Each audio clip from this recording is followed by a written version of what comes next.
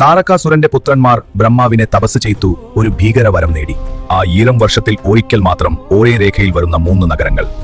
സ്വർണം, വെള്ളി, ഇരുമ്പ്, ആകാശത്ത് സഞ്ചരിക്കുന്ന 3 പുറങ്ങൾ, ത്രിപുരം. ഭഗവാനെ, ഞങ്ങൾ ശരണമായി. അസുരന്മാർ ലോകം നശിപ്പിക്കുന്നു. ഭഗവാനെ രക്ഷിക്കണം. ലോക നന്മക്കായി മഹാദേവനായി 1000 ദിവ്യവർഷങ്ങൾ തപസ്സിൽ.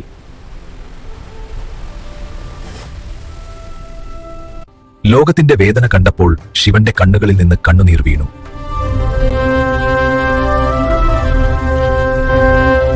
ആ കണ്ണുനീർ രുദ്രാക്ഷമായി ഭൂമിയിൽ ജനിച്ചു.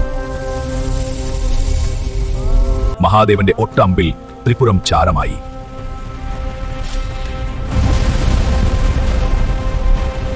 രുദ്ര, ശിവനക്ഷ, കണ്ണ്, ശിവന്റെ കണ്ണുനീർ, രുദ്രാക്ഷം എന്നറിയപ്പെട്ടു. ഇത് വെറും ഒരു മുത്തല്ല, ശിവന്റെ അനുഗ്രഹമാണ് എന്ന പുരാണം പറയുന്നു.